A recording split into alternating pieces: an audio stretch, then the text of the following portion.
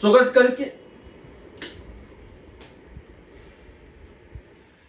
कल के सेशन में वोडाफोन आइडिया एग्जैक्ट 9.4 पर आकर के रिस्ट्रिक्ट हुआ और वहीं से ही वापस आपको गिरावट देखने को मिली। बट आज के सेशन में भी ओपनिंग अच्छी थी और दिन के आखिर में जाता जाता वोडाफोन आइडिया लिमिटेड आपको अभी फ्लैट ही नजर आ रहा है, डिस्पाइट इसके कि मार्केट में एक खबर है जिसका कोई रेलिवेंस इतना नहीं बनता, बट जब इंटरव्यूज होते हैं तो भैया पुराने सवाल और पुराने जवाब आपको वापस से देखने को मिलते हैं। तो वही एक जवाब और सवाल है मार्केट में आज फिर से वोडाफोन आइडिया के रिगार्डिंग। क्या वो सवाल जवाब है अभी उसको समझेंगे और चार्ट पैटर्न पे क्या कंडीशंस है, सब चीजें आपको यहां पर मिलने वाली है। We are NISM 7 certified, subscribe के बिना मत जाना। शुरुआत करते हैं आपकी खबरों से।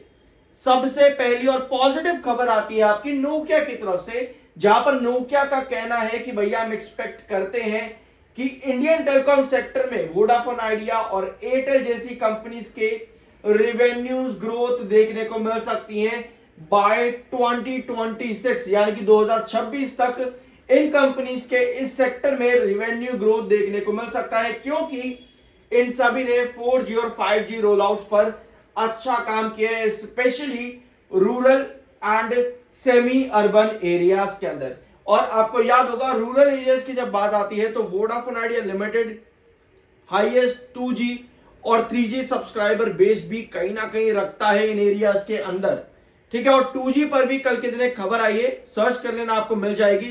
तो ये आर्टिकल अकॉर्डिंग टू नोकिया अच्छा ग्रोथ देखने को मिल सकता है और आपको आरपीयू भी पुश होता देखने को मिल सकता है due to rising demand in data. तो आपको आरपीयू भी इंक्रीज होता देखने को मिलेगा बाय 2026। अब आती है आपकी दूसरी खबर। वोडाफोन आइडिया ने रिसेंटली अपने 5G के बारे में बताया है और कंपनी के CMO यानी कि चीफ मार्केट ऑफिसर ने कहा है कि कंपनी ने 17 प्रायोरिटी सर्कल्स के अंदर 5G रोल आउट जो है कंप्लीट कर दिया है और प्रॉपर एक्सेलरेशन पर काम चल रहा है। The company is sharpening its focus on boosting customer experience as well, और कंपनी का आरपीयू भी यहां से अपलिफ्ट होगा। रीबिल्डिंग ब्रांड ट्रस्ट, कंपनी वापस से इन्वेस्टर्स और साथ में अपने कस्टमर्स का ट्रस्ट यहां पर जीतना चाहती है। यही चीज हम डिस्कस कर रहे थे आपके अगस्त के आखिर में कि वोडाफोन आइडिया लिमिटेड को यहां पर 17 प्रायोरिटी सर्कल, जो कि अगस्त में डेडलाइन थी कंपनी की 5G कंप्लीट करना, इस पर स्टेटमेंट्स देने चाहिए। तो ये दूसरा स्टेटमेंट आज आया है CMO की तरफ से वोडाफोन आइडिया लिमिटेड के। तो ये दो खबरें आपकी हो जाती है पॉजिटिव।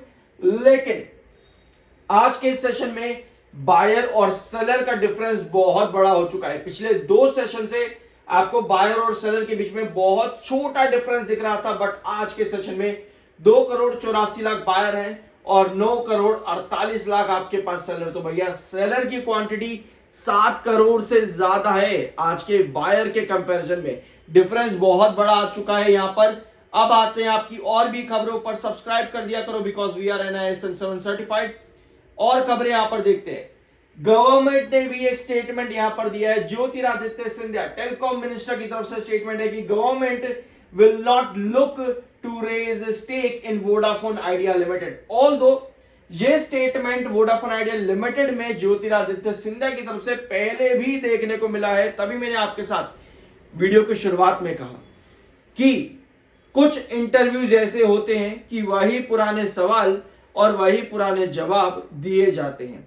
ऑल्दो इस क्वेश्चन का जवाब जो था कि सरकार क्या और स्टेक बढ़ा सकती है वोडाफोन आइडिया लिमिटेड के अंदर, इसका जवाब ऑलरेडी ज्योतिरादित्य सिंधिया ने पहले भी काफी इंटरव्यूज के अंदर दिया और यही कहा है कि भैया नहीं, हम और स्टेक नहीं बढ़ाएंगे क्योंकि वोडाफोन आइडिया को हमें नेशनलाइज नहीं करना, उसको फाइनेंशियली वापस से स्टेबलाइज करना है, बस इतनी सी बात है। और ये न्यूज आज फिर से मार्केट में आती देखने को मिली, कहीं ना कहीं नेगेटिविटी क्रिएट कर सकती है अमंग इन्वेस्टर्स, और ये होता भी है। पुरानी स्टेटमेंट्स, फिर से सवाल पूछा, फिर से वही जवाब, तो नेगेटिविटी कहीं ना कहीं बन भी जाती है। अब आते हैं आपके दूसरे पॉइंट पर। इसके रिस्पॉन्स में इन्होंने साथ में यह भी बताया है कि सरकार जो है वोडाफोन आइडिया में स्ट्रैटेजिक इन्वेस्टर ढूंढ रही है, जो कि कंपनी में $1 बिलियन यानी कि 8800 करोड़ तक अप्रोक्सीमेटली इन्वेस्ट कर सके और 12 से 13% का स्टेक वोडाफोन आइडिया के अंदर in exchange of this amount उठा सके, ताकि वोडाफोन आइडिया में पोटेंशियल इन्वेस्टमेंट भी देखने को मिले और एग्जिस्टिंग प्रमोटर्स को भी यहां पर उससे मदद मिल सके, और होल्डिंग फर्दर डाइल्यूट अगर करना चाहे Vodafone Idea Limited via fund raise, via investment, तो यही एक बढ़िया तरीका है। 12 से 13% का स्टेक डाइल्यूट कर दिया जाए। तो ये स्टेटमेंट्स आए हैं मीटिंग से, जो आपकी कांग्रेस मोबाइल मीट यहां पर चल रही है ज्योतिरादित्य सिंधिया की तरफ से। तो ये खबरें हो जाती है। एक खबर पर और आते हैं, मार्केट एक्सपर्ट्स क्या कह रहे हैं वोडाफोन आइडिया के रिगार्डिंग। बहुत से मार्केट एक्सपर्ट्स जैसे कि गोल्डमैन सैश 2-2.5 रुपए तक के टारगेट थे, आज की डेट में कोई रेलेवेंस नजर नहीं आता है, गया तक नहीं भैया। वहां पे इन्वेस्टर्स के मन में बहुत ज्यादा डर था जब भी बार बार गोल्डमैन सैश का ये टारगेट उठ करके आता है मार्केट में। काफी सारे मार्केट एक्सपर्ट्स के टारगेट 4 के थे, किसी का 6 का था, बट अभी भी कोई रेलेवेंस नजर नहीं आ रहा। ऑल दो सिटी ने कई बार अपने टारगेट्स बदले, जब 19 पर था तब सिटी ने 23 का टारगेट कर दिया, 23 का। जब आपका 19 से गिर करके वापस 11 पर आया तो भैया सिटी ने 13 का टारगेट कर दिया। 11 से गिर करके जब आपका वोडाफोन आइडिया 8 रुपए पर आया तो सिटी ने 11 का टारगेट कर दिया। सिटी का टारगेट बदलता ही चला गया, बट अभी तक मार्केट एक्सपर्ट्स के अकॉर्डिंग जो टारगेट यहां पर अचीवेबल है वो है 11 रुपए का ही। क्या ये टारगेट यहां पर बन सकता है, उसकी पॉसिबिलिटीज क्या है? चार्ट पैटर्न पे हमको मालूम है कि 9.40 हमारा इंपॉर्टेंट रिस्ट्रिक्शन, और वो तभी ब्रेक होगा जब सुप्रीम कोर्ट में सरकार कोई बड़ा डिसीजन या फिर सुप्रीम कोर्ट में कोई इंपॉर्टेंट वर्डिक्ट आता देखने को मिले in the favour of Vodafone Idea Limited. तो उस कंडीशन पर आप कहां पर खड़े होते हो? ये है आज और कल के दिन का सेशन।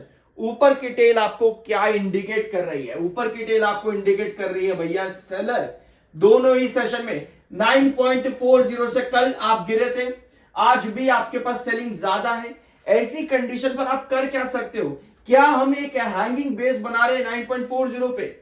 अगर हम एक हैंगिंग बेस बनाने की कोशिश कर रहे हैं, इसका मतलब यह है कि नेक्स्ट डेट ऑफ हियरिंग के अंदर पॉसिबिलिटीज का हम यहां पर वेट कर रहे हैं, ठीक है। बट अगर गिरावट आती है तो उस कंडीशन पर आपके दो ही बेसिस हैं जो कि कंसोलिडेशन का काम करेंगे टिल डेट ऑफ हियरिंग, जो कि 13 अक्टूबर की है, जिसमें आता है 8.80 और 8.50, 7.90 या फिर आपका 7.60 तब पॉसिबल है जब आपके फेवर में कोई डिसीजन नहीं आता। तो यहां पर हम मार्क कर देते हैं इस वाली रेंज को, 7.90 से 7.60 की रेंज हम मार्क करेंगे नो फेवर, ठीक है। मतलब वोडाफोन आइडिया के फेवर में डिसीजन नहीं आया है। 8.80 से 8.50 को हम मार्क करेंगे कंसोलिडेशन, यानी कि जब तक आपकी हियरिंग नहीं हो जाती कंसोलिडेशन।